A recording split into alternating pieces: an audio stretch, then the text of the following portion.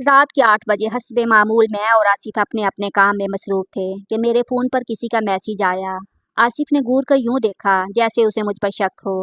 शरारतन मैंने भी अपना फ़ोन अपने पास रख लिया। आसिफ कहने लगे, अपना फ़ोन मुझे दो, देखूं तो किसका मैसेज है। मैंने कहा, नहीं दिखाऊंगी, तुम खाम खा मुझ पर शक करते हो। मुझ पर अब यकीन करना ही पड़ेगा वरना मुझे छोड़ दो। मेरी इस बात को उन्होंने संजीदगी से ले लिया और बोले, अगर तुमने मुझे अभी अभी फ़ोन ना दिया तो तुम्हें तलाक दे दूंगा। ये सुनकर मुझे भी गुस्सा आ गया। जो शख्स मुझे इतनी सी बात पर छोड़ सकता है उसका कोई भरोसा नहीं। दे दो तलाक, अच्छा हो जाएगा। मुझे भी शौक नहीं ऐसी शकी मर्द के साथ अपनी ज़िंदगी बर्बाद करने का। बस ये कहना था कि आसिफ को समझ आ गया। उन्होंने उसी वक्त मुझे तलाक दे दी। मैं तो सोचती रह गई कि आसिफ किस कदर बेएतबार शख्स है। फ़ोन पर देखा तो कंपनी का मैसेज था। तब पछताने लगी कि काश उनको दिखा दिया होता। बहरहाल मेरे दिल में पहले भी कोई चोर ना था, अब भी ऐसी कोई बात नहीं थी जिसकी वजह से मैंने अपना फ़ोन छुपाया हो। थोड़ी देर के बाद मुझे ये दारक हुआ कि वाकया हमारी राहें जुदा हो चुकी हैं, तो आंखों से आंसू बहने लगे। हमारी 2 साल की रफ़ाक़त थी और इन 2 सालों को हमने मोहब्बत से बिताया था, मगर आज मामूली सी बात पर वो बेवफा मुझे छोड़कर चला गया। रात काफ़ी हो चुकी थी। मेरी हिम्मत ना पड़ी कि वालिदैन के घर जाऊं, वो भी इस गमगीन हालत में। मुझे देखकर यकीनन परेशान हो जाते। मैंने अपना सामान उठाया और दूसरे कमरे में चली गई। मैं जानती थी कि जल्द या बदेर आसिफ भी घर लौट आएगा, और ऐसा ही हुआ। मैं अपने कमरे में बैठी रो रही थी कि बाहर से आसिफ के कदमों की आवाज़ आई। यकीनन अब वो पछता रहा होगा, मैंने दिल में सोचा। मगर वो तो मेरे कमरे की तरफ भी ना आया। आराम से अपने कमरे में जाकर सो गया। बल्ब बंद होने की आवाज़ आई तो जैसे किसी ने मेरे दिल पर पत्थर गिरा दिया। वो सो गया था यकीनन। उसने सुबह सवेरे उठना था। मैं अभी बोझल कदमों के साथ अपने बेड पर आकर लेट गई। सोच रही थी कि सुबह अम्मी अब्बू के घर चली जाऊंगी। आंखों से नींद कोसों दूर थी। मेरे जहन में हमारे घर की यादें चल रही थीं। कैसे आसिफ ने अपनी दीवानगी की बिना पर मुझे अपनाया था। आसिफ मुझे बेपनाह चाहते थे। उन्होंने मुझे एक नज़र ही देखा और मुझ पर फिदा हो गए थे। फिर अपने वालिदैन को हमारे घर भेजकर रिश्ता भेजा। मेरे वालिदैन के इनकार पर उन्होंने खुदकशी की कोशिश की। तब माँ बाप ने भी इस मामले को संजीदगी से लिया और आसिफ के माँ बाप की दरख्वास्त पर मेरा रिश्ता आसिफ के साथ कर दिया। वैसे भी इनमें कोई बुराई नहीं थी, सिवाय इसके कि वो ख़ानदान के बाहर के लोग थे, और हमारे ख़ानदान में ज़्यादा तरजीह इसी चीज़ को दी जाती है कि लड़का ख़ानदान का हो। बहरहाल आसिफ की इतनी दीवानगी और मोहब्बत एक पल में ख़त्म हो गई। मैं इन्हीं यादों को याद करके रो रही थी कि उन्होंने दरवाजे पर दस्तक दी। अब शर्मिंदा हो रहे थे। दरवाज़ा खोलो नगीन, मुझे अपनी बात का बहुत दुख है। खुदा के लिए ऐसे मत करो, अब बस कर दो लड़ाई। आसिफ, आप समझ नहीं रहे, ये मामूल की लड़ाई नहीं है। हमारी तलाक हो चुकी है। मैं अब आप पर हराम हूँ। आपने सोचा भी कैसे कि मैं अब आपके सामने आ जाऊंगी? मैंने रोते हुए कहा। उनकी आवाज़ भी भरा गई थी। काफ़ी देर तक मिन्नतें करते रहे, दरवाज़ा बजाते रहे, मगर अब वो मेरे लिए गैर महरम हो चुके थे। मैं नहीं चाहती थी कि मैं एक मर्द की वजह से अल्लाह की नज़र में गुनाहगार हो जाऊं। मैंने दरवाज़ा ना खोला। थक हार कर वो भी बैठ गए। घर में मुकम्मल खामोशी थी। ये सोचकर वो ऑफिस चले गए होंगे। मैंने दरवाज़ा खोला, किचन में आई ताकि कुछ खा पी के अपने घर में जा सकूं। इतने में आसिफ भी आ गए। उनका अंदाज वालहाना था। वो तो अब भी मुझे अपनी बीवी समझ रहे थे, मगर मुझे अपनी हदूद का इल्म था। मैंने उन्हें सख्ती से मना कर दिया और अपने कमरे में आकर अपना सामान वगैरह उठाया। जाने लगी तो एक बार फिर मिन्नत की। बोले, हमारी तलाक का किसी को इल्म नहीं, ऐसी गलतियां तो मर्दों से हो ही जाती हैं, तुम यहीं रह जाओ। मैं तुम्हें कुछ ना कहूँगा, हम इस मसले का कोई ना कोई हल ढूंढ लेंगे।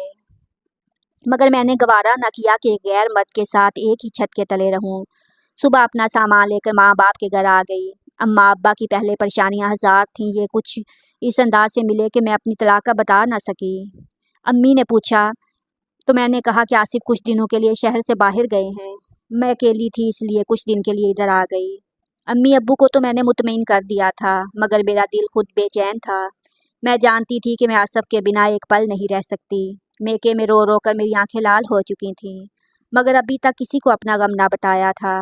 अम्मी अब्बू को भी हकीकत का इल्म नहीं था, मगर दिल को यही सोच खाई जा रही थी कि मैं यहाँ कितनी देर रहूँगी। एक ना एक दिन तो उन्हें पता चल ही जाएगा। फिर गम का इतना बड़ा पहाड़ ये लोग कैसे बर्दाश्त करेंगे? अगले दिन मैं अपने कमरे में बैठी रो रही थी कि आसिफ का फ़ोन आ गया। वो अब भी मिन्नतें कर रहे थे कि तुम मान जाओ। उन्हें शायद समझ नहीं आ रही थी कि वो मुझे तलाक दे चुके हैं और अब इस बात की कोई गुंजाइश नहीं है कि मैं दोबारा उनके साथ बीवी बनकर रहूं।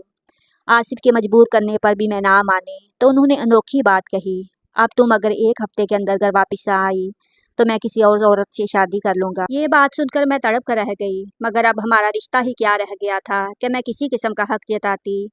मैंने कह दिया कि अगर आपको कोई अच्छी औरत मिले तो भले दूसरी शादी कर लें, मैं तो उम्र भर आप ही के नाम पर बैठी रहूँगी। ये सुनकर आसिफ भी बेताब हो गए, उनको मेरी मोहब्बत का इल्म हो गया था कि मैं उन्हें कितना चाहती हूँ। तभी अगले रोज घर पर दस्तक हुई। अम्मा ने दरवाज़ा खोला तो सामने आसिफ खड़े थे। अम्मा हैरान होकर पूछने लगी कि बेटा तुम तो शहर से बाहर गए थे। नादिम होकर बोले कि मैं वापस आ गया हूँ और नगीन को लेने आया हूँ। अम्मा अब्बा के सामने मैंने पहले भी इस बात का इजहार नहीं किया था कि हम दोनों के बीच क्या हो चुका है, तब भी मैंने उनका भरम रखा। अम्मा कहने लगी बेटी, बेटियां अपने घर में ही अच्छी लगती हैं, तुम अपने शौहर के साथ चली जाओ। आसिफ भी किसी गहरी सोच में डूबे हुए थे। मैंने सोच लिया कि अभी घर से निकल जाऊंगी, आसिफ के साथ घर से निकलूंगी, फिर किसी दारुल अमान में पनाह ले लूंगी। तभी उनके साथ गाड़ी में आकर बैठ गई। आसिफ बड़े नादम थे, कहने लगे कि मैंने इस सब का हल सोच लिया है, हम दोबारा मियाँ बीवी के बंधन में बंध सकते हैं अगर तुम थोड़ा सा तावन करो तो। क्या तावन आसिफ? मैंने इन्हें हैरत से देखा। तुम तो जानती हो जब मियाँ बीवी की तलाक हो जाती है तो फिर उनके लिए एक ही रास्ता रह जाता है। मुझे मेरे दोस्त ने बताया है कि अगर तुम्हारी बीवी किसी और से कुछ दिन के लिए निकाह कर ले तो दूसरे शख्स से तलाक लेकर हम दोबारा एक हो सकते हैं। आसिफ की बात सुनकर मैं काम कर रह गई। आसिफ आप ऐसे सोच भी कैसे सकते हैं? मैं किसी और से निकाह करूं और फिर इसके साथ चंद दिन रह भी लूं? मैं कोई खिलौना तो नहीं हूं। आपने ये बात सोची भी कैसे? मैं उनकी संगदिली देखकर रो पड़ी। समझने की कोशिश करो नगीन, तुमसे ज़्यादा ये मुश्किल बात मेरे लिए है। एक मर्द ये कैसे गवारा कर सकता है कि उसकी बीवी किसी और के साथ रहे, लेकिन ये कुदरत का कानून है। उसने मर्द के गुस्से की यही सज़ा तजवीज़ की है कि वो अपनी गैरत पर यह बात गवारा करे।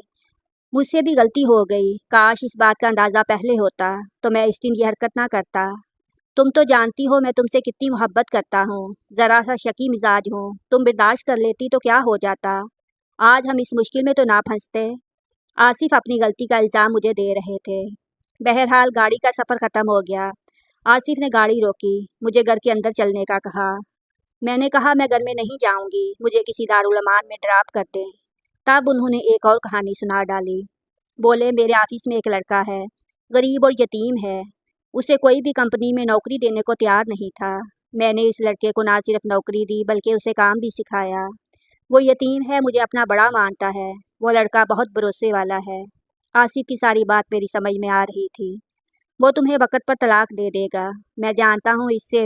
वो मेरी हर बात मानता है, तुम्हें इज्जत से रखेगा, तुम क्यों घबरा रही हो?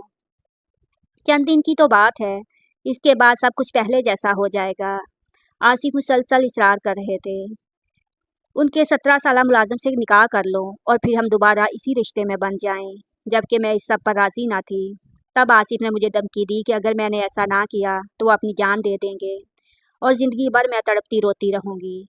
मैं उनकी जनूनी तबीयत से वाकिफ़ थी, मजबूर होकर मैंने सर झुका लिया। इसके अलावा और कोई चारा भी तो नहीं था, मगर मेरा दिल खून के आंसू रो रहा था। आसिफ ने गाड़ी अगले मोड़ पर डाल दी।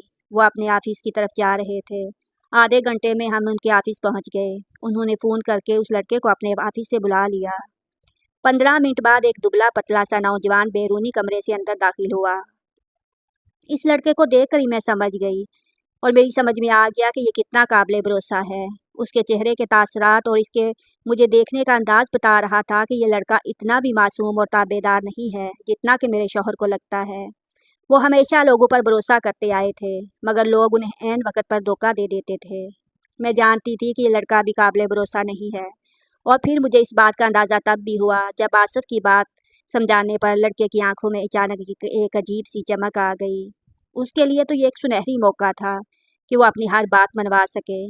मैं जानती थी कि निकाह के बाद वो आसिफ को ब्लैकमेल करेगा। उसकी शक्ल सूरत और बात करने का अंदाज इंतहाई आमियाना था और वो काफ़ी मतलबी लगता था, मगर आसिफ को ना जाने क्यों इस पर भरोसा था। मेरा दिल बोझल सा हो रहा था। थोड़ी ही देर में हम तीनों गाड़ी में आकर बैठ गए। आसिफ गाड़ी चला रहे थे, ये लड़का उनके साथ ड्राइविंग सीट के साथ बैठा था, जबकि मैं पिछली सीट पर बैठी अपने नसीब पर आंसू बहा रही थी। हम लोग मौलवी साहब के घर पहुंच गए। मौलवी आदमी मेरे शौहर को इससे पहले नहीं जानते थे, मगर उनके बारे में मशहूर था कि ये लोगों की मदद करते हैं, जबकि उनकी बीवी के बारे में भी ये लोग यही कहते थे कि वो एक रहम दिल खातून हैं। अलामा आदमी और इनकी बीवी को तकरीबन हमारा सारा मोहल्ला ही जानता था, मगर वो हमें नहीं जानते थे। उनके घर पहुंचकर हमने दरवाजे पर दस्तक दी। मौलवी आदमी ने हमें मेहमान समझकर अपने घर में बिठा लिया। तब मेरे शौहर ने उनको एक फर्जी कहानी गढ़कर सुना दी। कहा कि मैं इस लड़के और लड़की का निकाह करवाना चाहता हूँ, इन दोनों का सरपरस्त बनकर इन दोनों को एक पाक और मुकद्दस रिश्ते में बांधना चाहता हूँ, क्योंकि ये दोनों एक दूसरे से मोहब्बत करते हैं। इनके घर वाले इनकी शादी के खिलाफ हैं, इसलिए आप इनका निकाह पढ़ा दें। मौलवी साहब को सारी हकीकत मालूम ना थी, जबकि मेरे बहते आंसू कुछ और ही कह रहे थे। उन्होंने मुझसे कई बार पूछा कि क्या मैं इस निकाह पर राज़ी हूँ।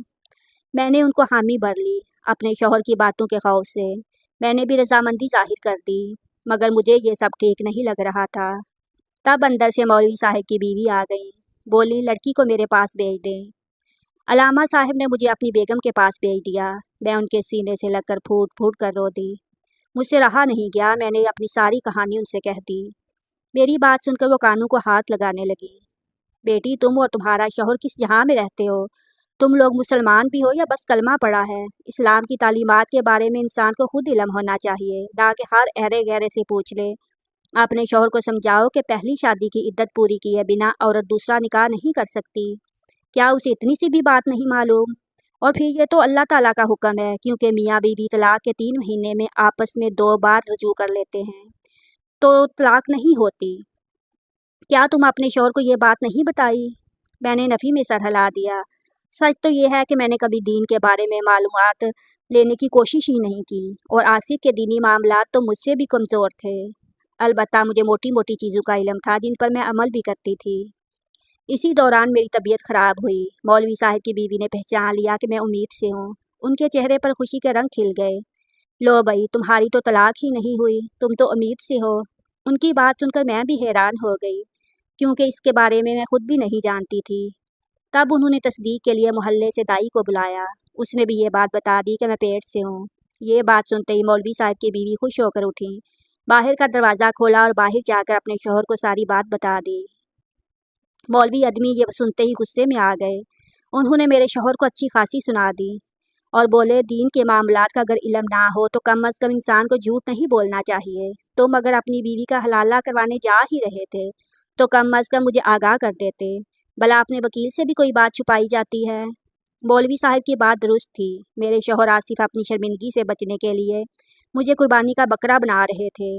वो अपने दोस्त से सुनकर निकाह तो करवाने चले गए थे, मगर उन्होंने इस बात को जानने की जहमत गवारा नहीं की कि इस निकाह के क्या शराइत और कवायद होते हैं।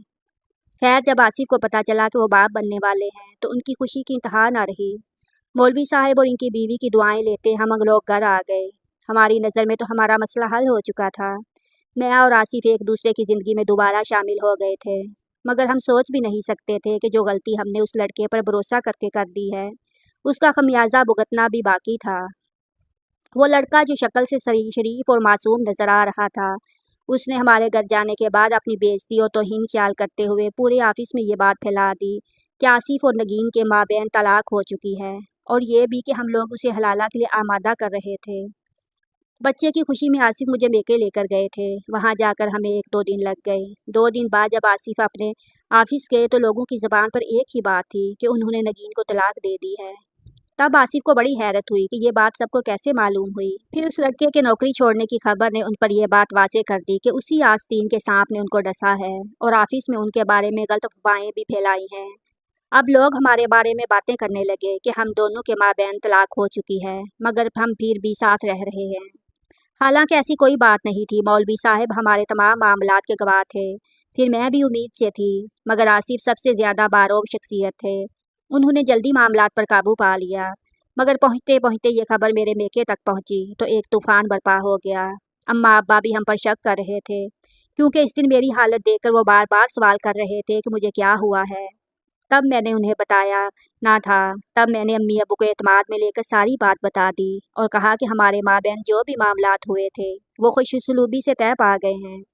अगर ऐसी कोई बात होती तो यकीनन मुफ्ती साहब कोई फतवा देते और हमें इस पर अमल करने का कहते, मगर खुदा का शुक्र है कि हमें अल्लाह ने इस सज़ा से बचा लिया जो हर तलाक देने वाले मर्द के लिए रखी गई है।